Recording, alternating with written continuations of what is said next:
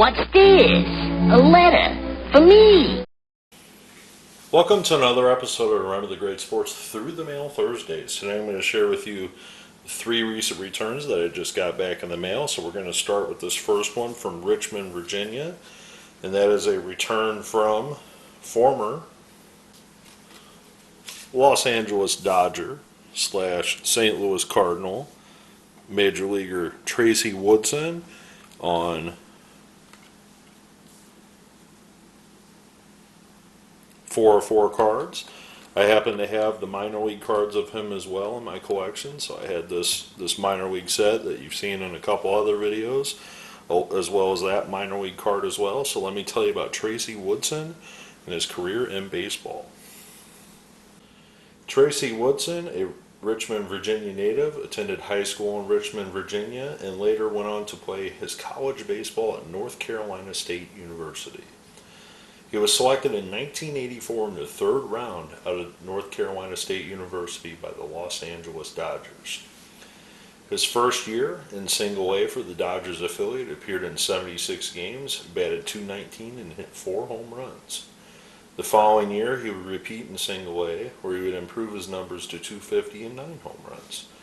That would garner him a promotion the following year, where he had a breakout season in the minor leagues, hitting 18 home runs, driving in 90 RBIs, and posting a .269 batting average in Double-A for the Dodgers.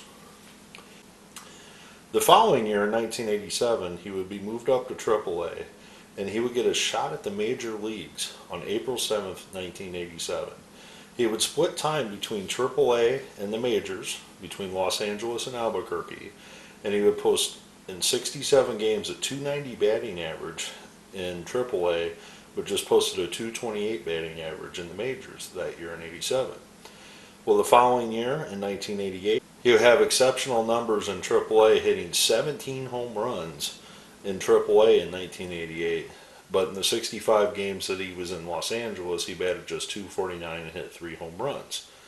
Well, in 1989, he spent the majority of the season, 89 games, in Triple-A for the Dodgers. However, he did get into 4 games in 1989 with the Dodgers.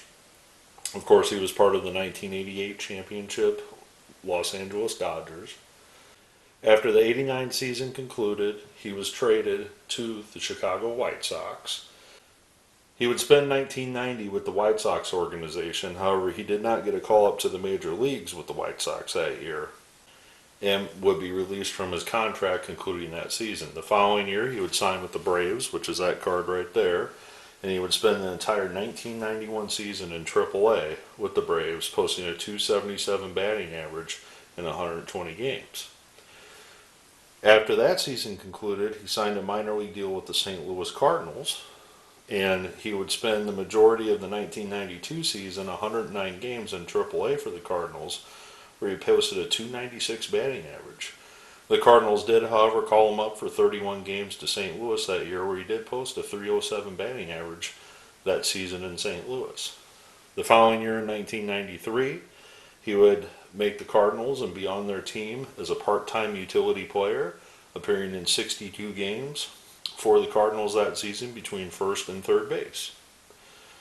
Well, in 1994, he would split time with the Cardinals and the Orioles organization, appearing in 118 games in Triple-A for both of those affiliates. The following year, in 1995, he would be back with St. Louis, and he would appear in 118 games in Triple-A for the Cardinals, posting a .262 batting average. In 1996, Tracy would move on to the Yankees and the Chicago Cubs organization, splitting time and appearing in 124 games for both the Cubs and the Yankees AAA affiliate, never to return to the majors. Well, after his playing career, Tracy moved on to coaching, and he wound up coaching in affiliated baseball.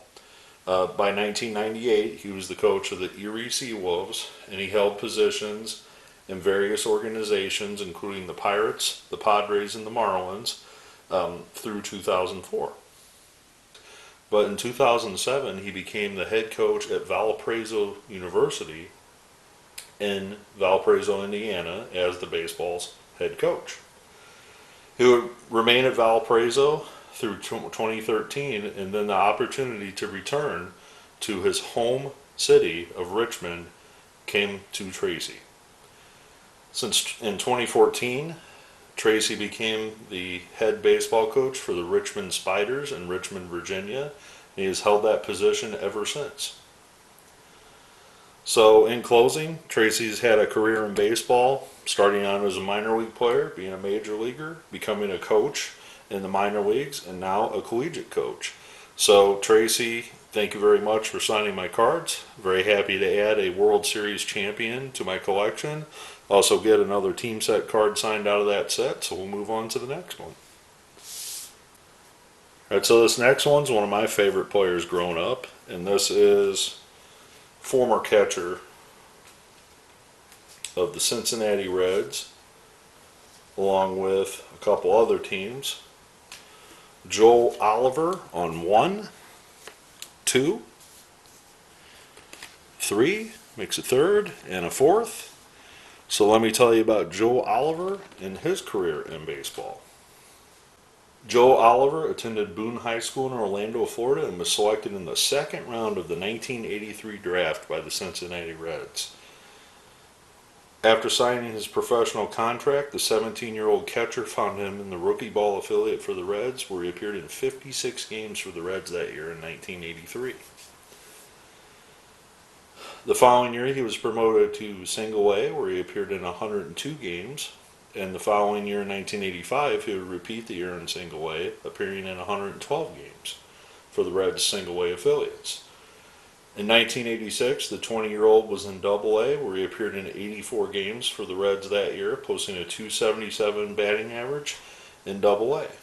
The following year, in 1987, he would post a .305 batting average and hit 10 home runs.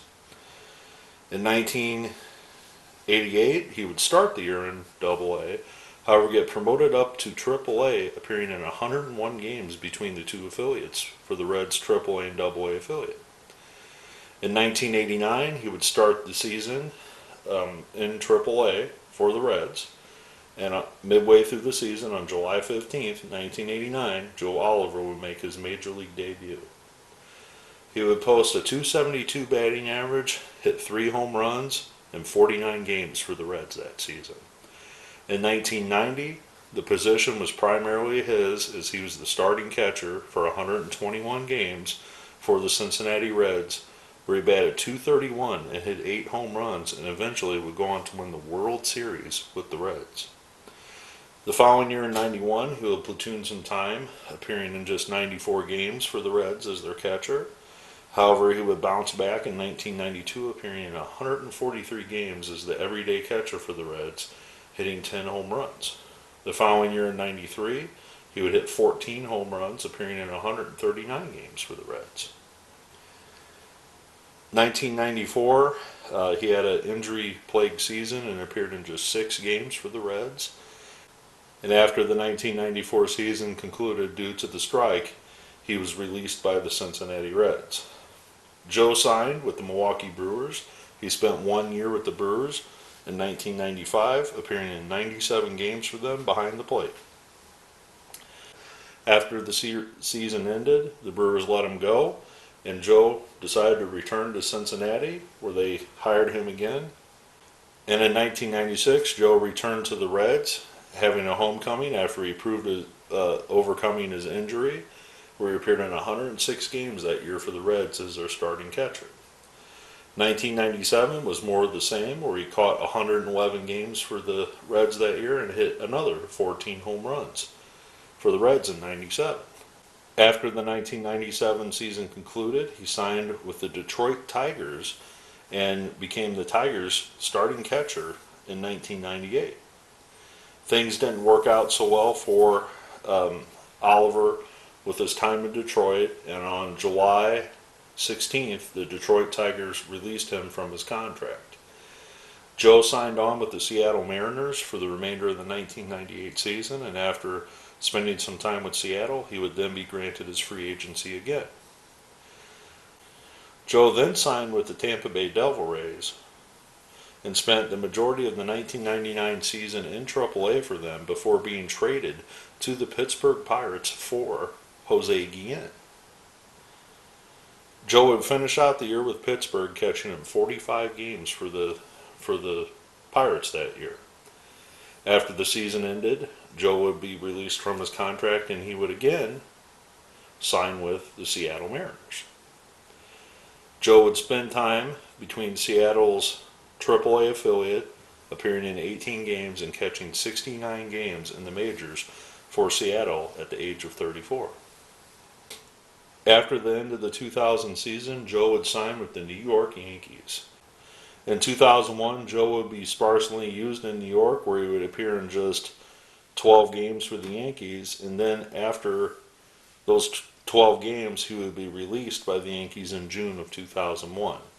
He would then sign in July of 2001 with the Boston Red Sox and finish out his career wearing the Boston Red Sox uniform, appearing in 5 games. At the age of 35 years old, Joe retired as a player after the 2001 season.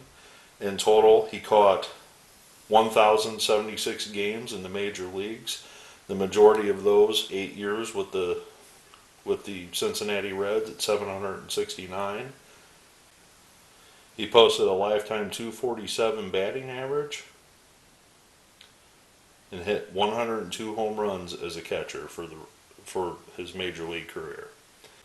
After taking a nearly 13-year hiatus from professional baseball, Oliver would return to coach for the Red Sox minor league affiliates.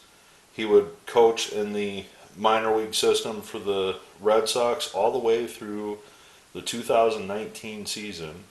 He was slated to come back in 2020, but due to the season being canceled, he did not coach in 2020, and then he was later let go in 2021 not to return with the Boston minor league affiliate.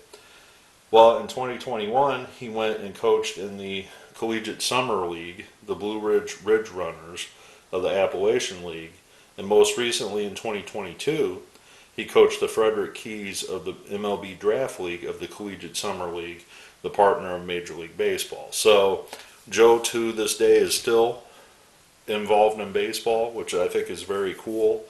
You know, hopefully one day he'll get a shot to maybe, manage at the major league level, because, usually catchers turn out to be great managers, and maybe Joe will get that chance, to be at a major league coach, here in the near future. So let's move on to the next return.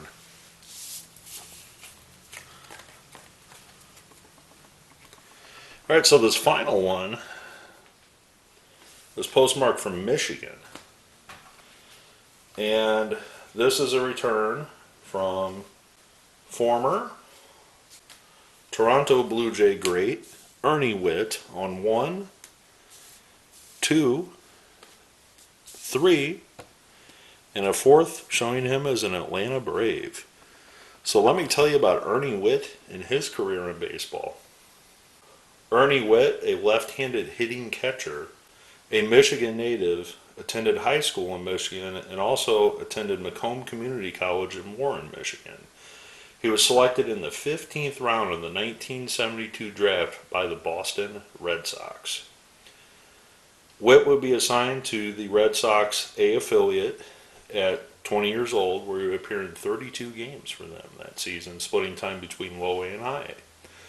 The following year, he would appear in 130 games for the Red Sox single A affiliate, posting a .290 batting average for that team.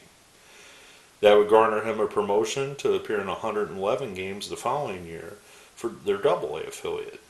He would then start in 1975, he would appear in just 82 games for their double A affiliate, I'm guessing due to some injury or part-time play, one of the two.